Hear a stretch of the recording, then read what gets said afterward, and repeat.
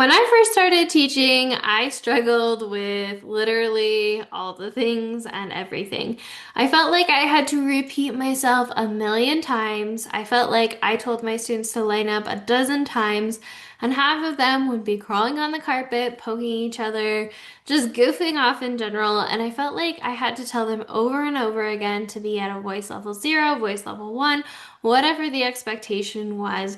And I felt like my students weren't really listening, and then I had a really hard class. And they were especially goofing off during independent work. I remember when I would teach a lesson, I would have to pause mid-lesson to address disruptive behavior or students who are talking when I was talking or talking to their friends. And it felt like I couldn't get through the school day without constantly putting out fires.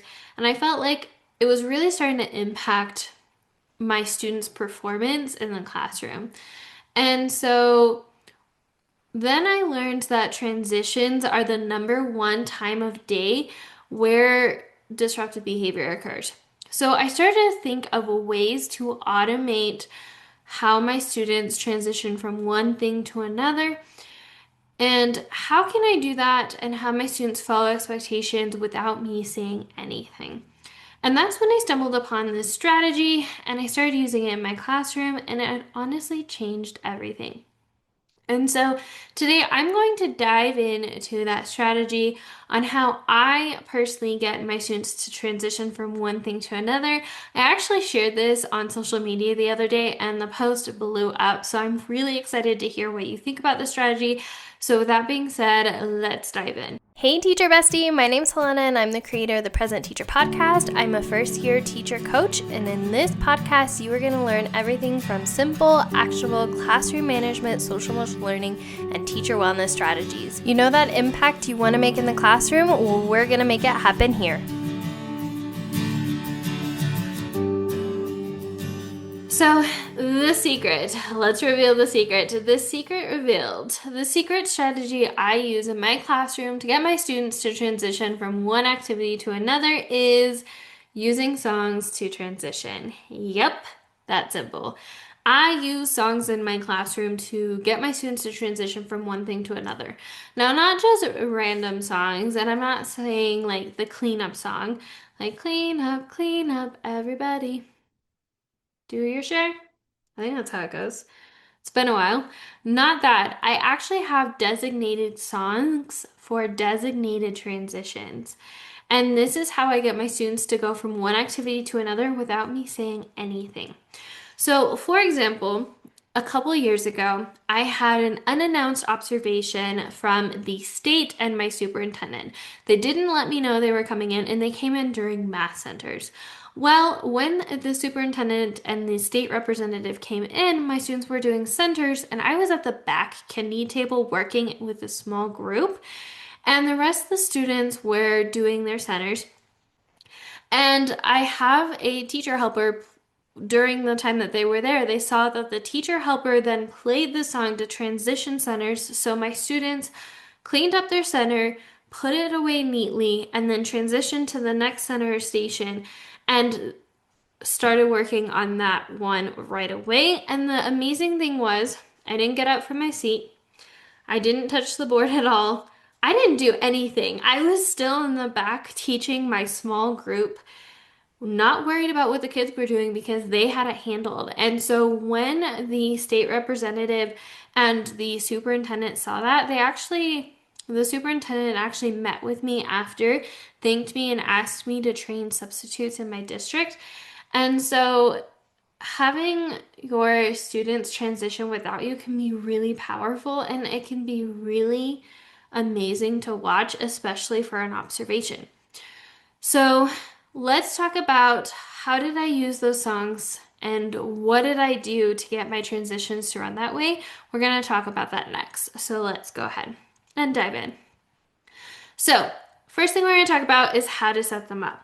So first thing we're going to do is we're going to decide on what transitions you're going to use in the classroom.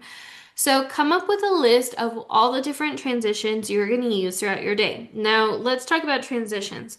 When I'm saying transitions, I mean anytime you have your students go from one activity to another. So anytime a student is going from, for example, could be lining up for recess.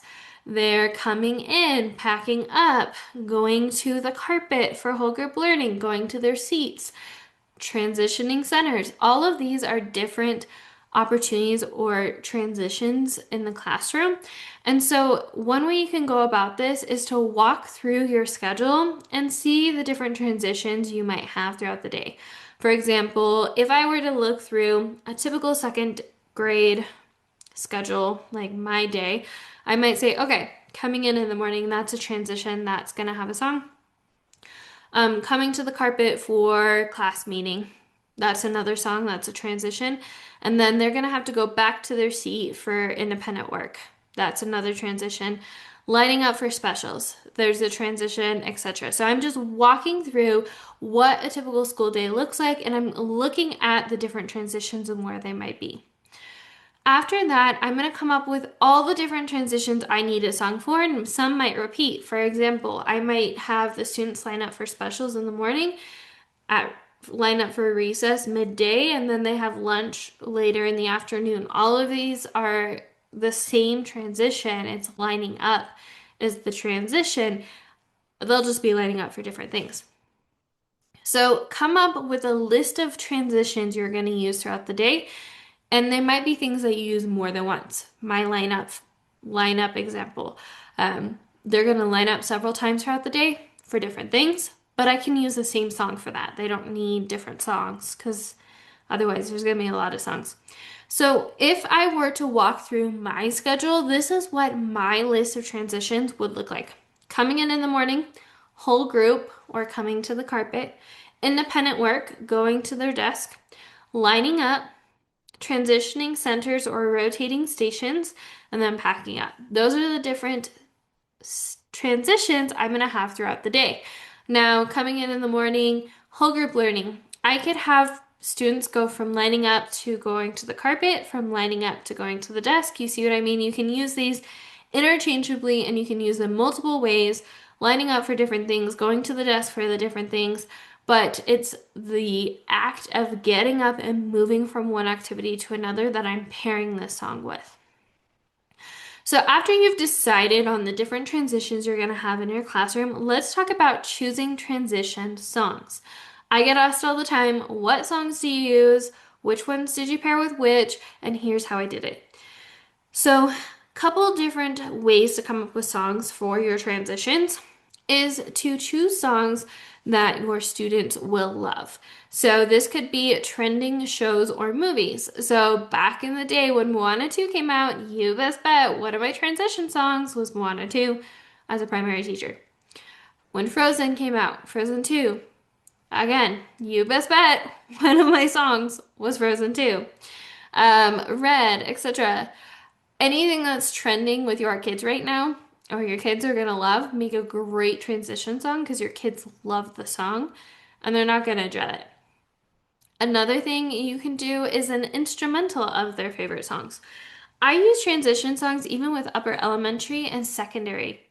The thing that I end up doing is I use instrumentals of their favorite songs. So this could be like Post Malone. A lot of my students love Post Malone. So we will use Post Malone instrumental, like Circles, for example. I'm not playing the words, but they'll recognize the instrumental or the song. Piano Man or Piano Guys is a great way to do this. They play a lot of pop songs that are instrumental that make it school appropriate without having to worry about the lyrics. So that's another one you can do. Kid covers of their favorite songs, like Kids Bop.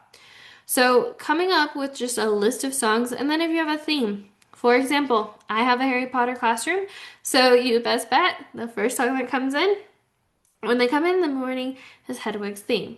And then the song that they leave, or whatever one plays at the beginning of the movie, is the one that they come into, and the one that plays at the end of Harry Potter, I think that one's Hedwig's theme, is the one they pack up to leave to. I know, I'm such a primary teacher, but it's a lot of fun. My kids love that stuff, and so do I. So if you have a theme or a movie, like something like that, then you can do that too.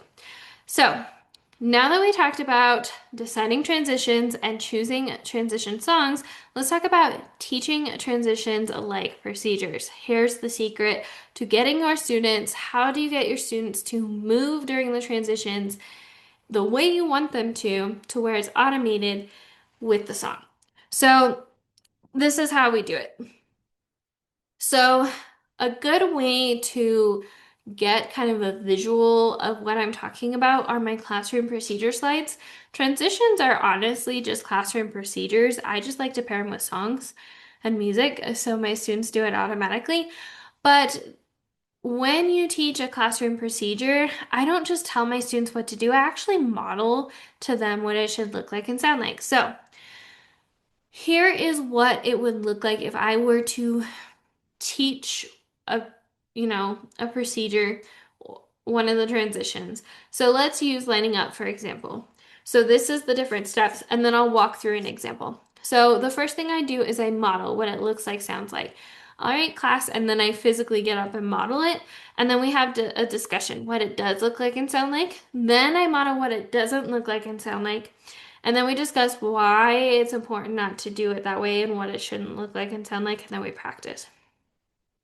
So if I were to walk through all those steps, by the way, in those procedure slides, they're already done for you. So even if you want a sneak peek to what that could look like in a practical sense, make sure to go check those out for a better example. But let's say lining up, for example.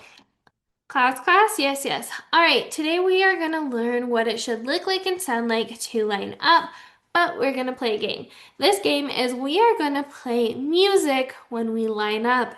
That's right. Every time we line up, there's going to be a song that plays, and throughout the day, I want you to listen for that song because whenever that song plays, you need to do exactly what I'm about to do. All right, are you ready? I'm gonna have my amazing student A over here. They're gonna push play on the board. They're gonna pretend that they're the teacher and they're gonna push play on the board. And I'm gonna act like the student and I'm gonna sit in this desk and I'm going to show you what it should look like and sound like during the song to line up. Now, something I really want you to look for is I want you to look for where in the song am I getting up and getting in line? Okay, so that's one thing I want you to look for, but also what it looks like and sounds like. Are you ready? Okay, here we go. So I'm a student and I'm going to pretend that I'm working.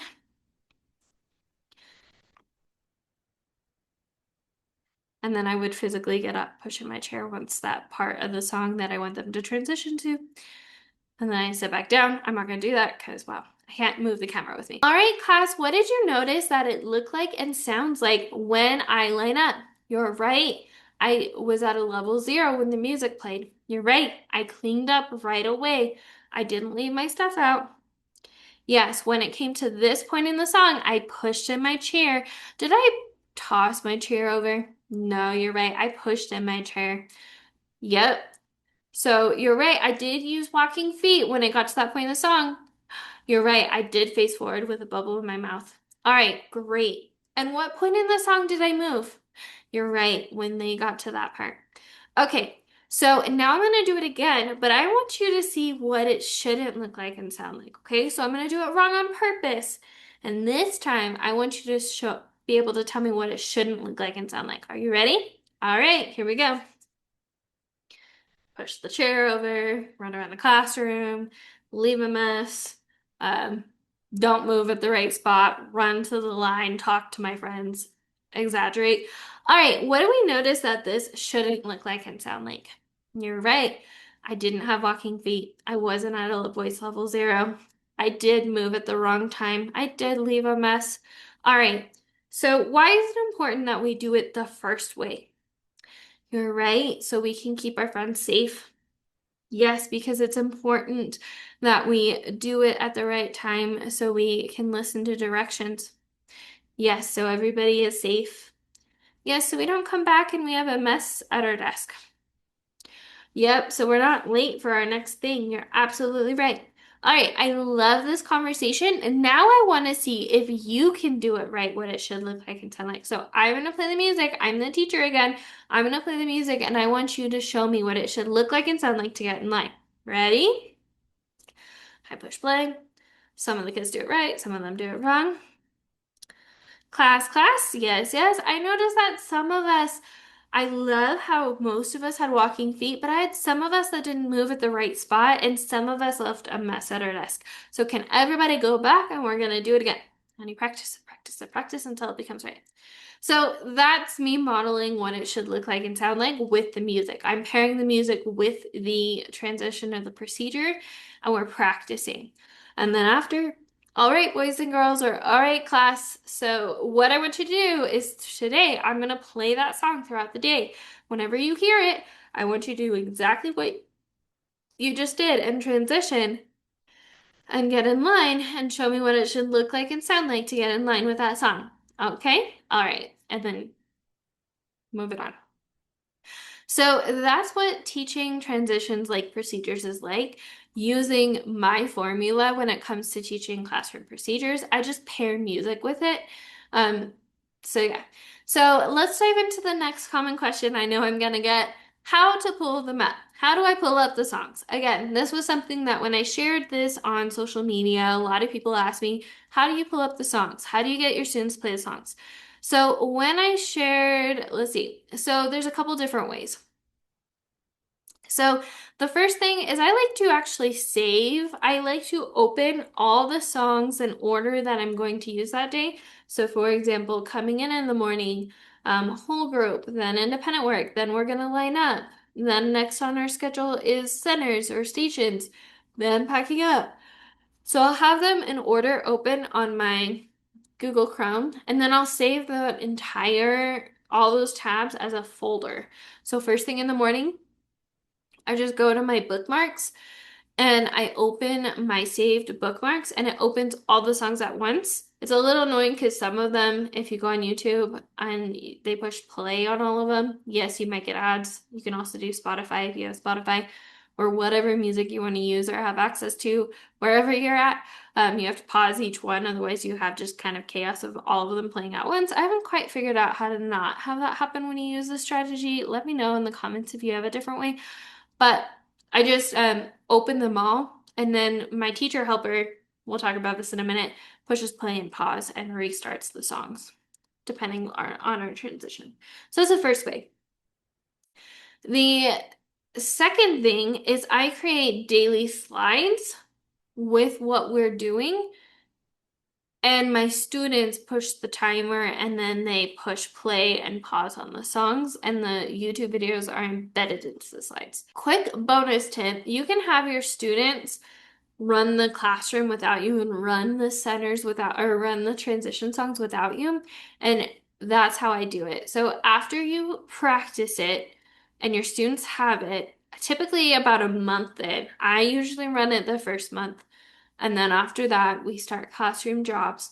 Um, but after I practice it, then I have it as a classroom job.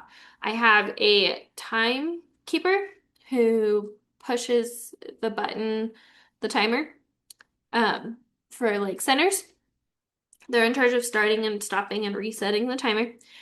And then I have somebody who is a teacher helper who is in charge of pushing play, or you can have like a music DJ be in charge of pushing play whenever a transition comes on the slide or on the video if you do the tab option. And for example, let's say that we just got done with whole group and I say, okay, time for recess. Or they see on the daily slide that we just finished whole group or independent work and then go to the next slide and it's time for lining up for recess. My teacher helper will come up and they'll push play on the video or on the slide.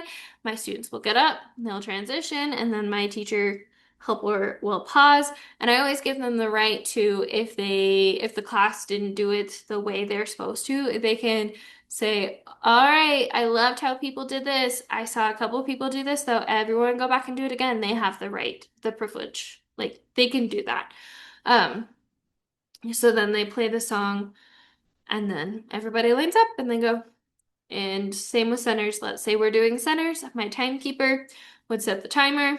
Let's say we do 10-minute stations, sets the timer. Once the timer goes off, My teacher helper goes up, pushes play on the song. Everybody automatically cleans up their centers or their stations. And then when that specific point in the song plays, they rotate. If there are people in the class goofing off, the teacher helper can pause it and say, I loved how this happened, but I saw this happen. Everybody go back, let's do it again. They can do that. So, but that's how you can have your students transition hands-free. First, it's the classroom procedures and really getting it down, that transition down with you being the guide or the coach of the soccer team of the team first.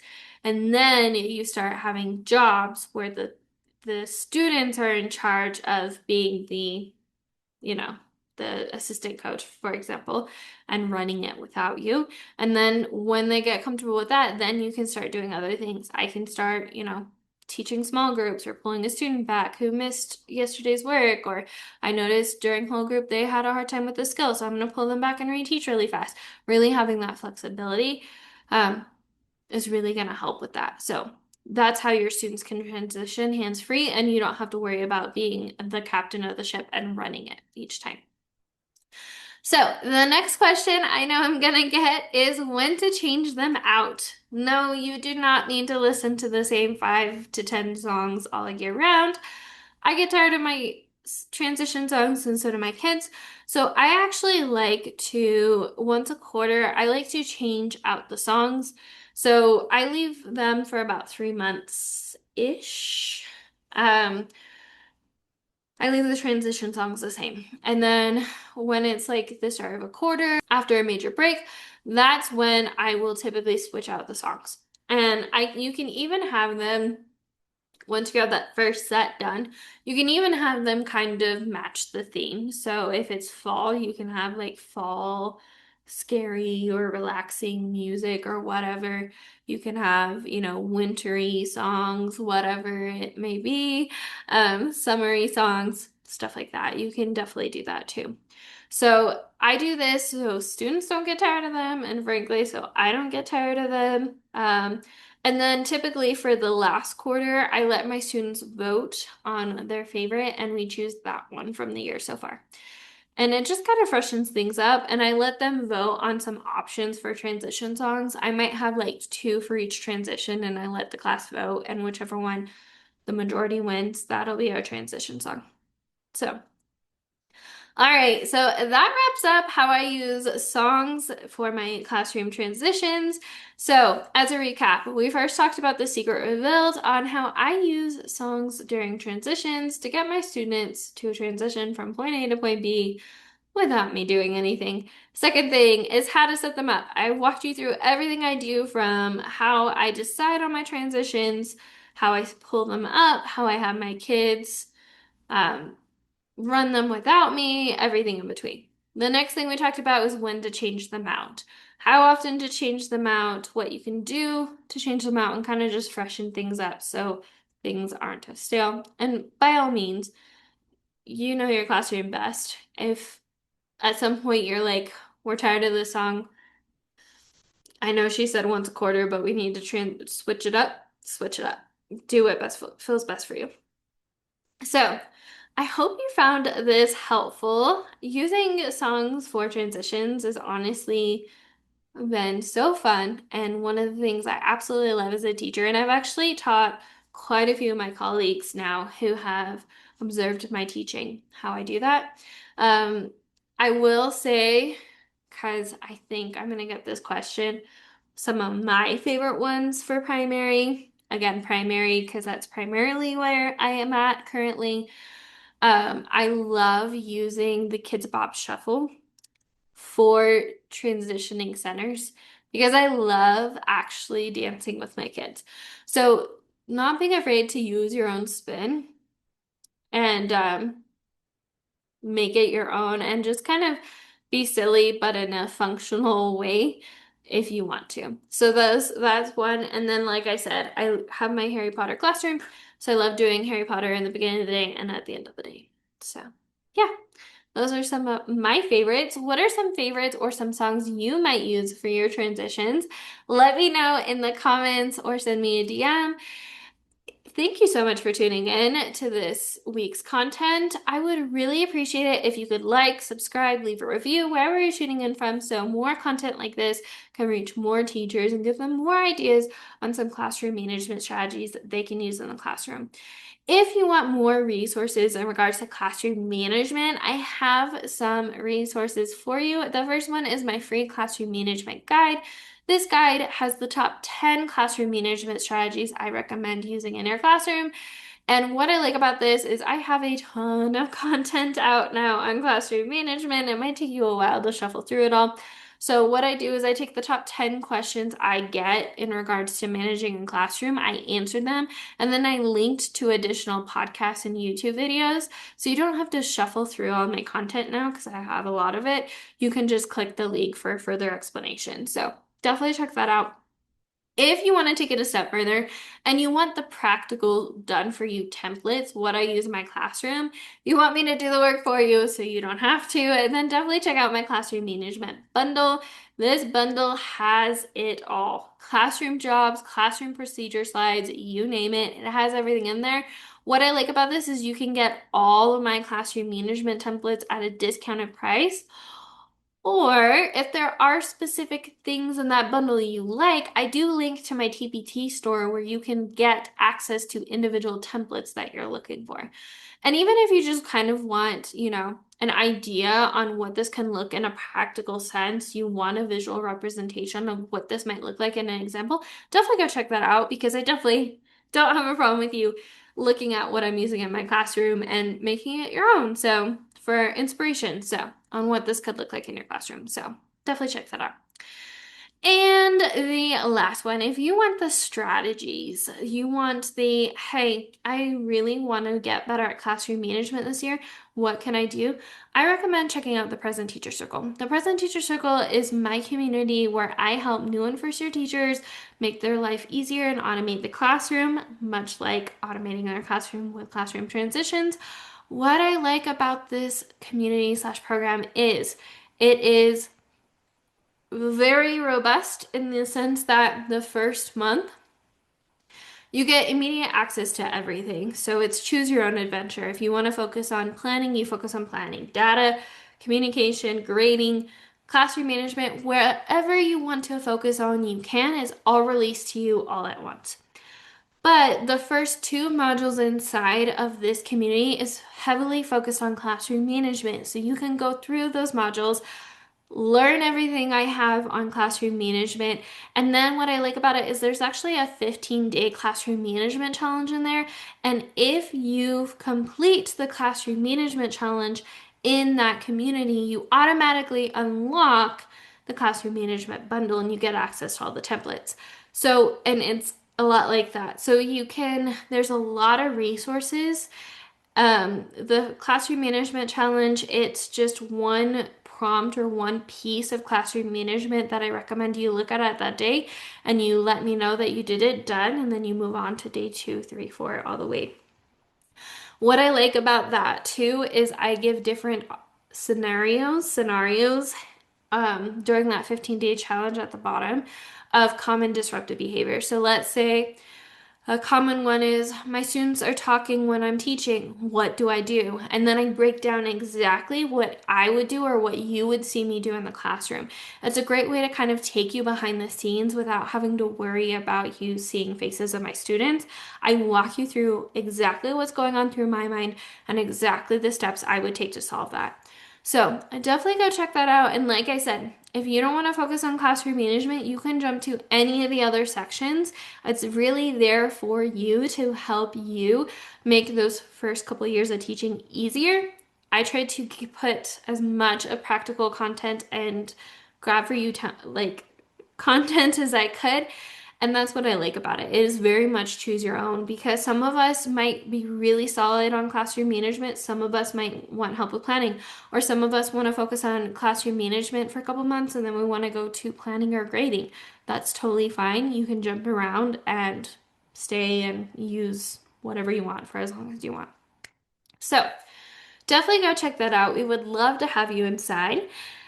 Thank you so much for joining me. As always, remember we are stronger together, and I'll see you in the next one, Teacher Bestie. Bye.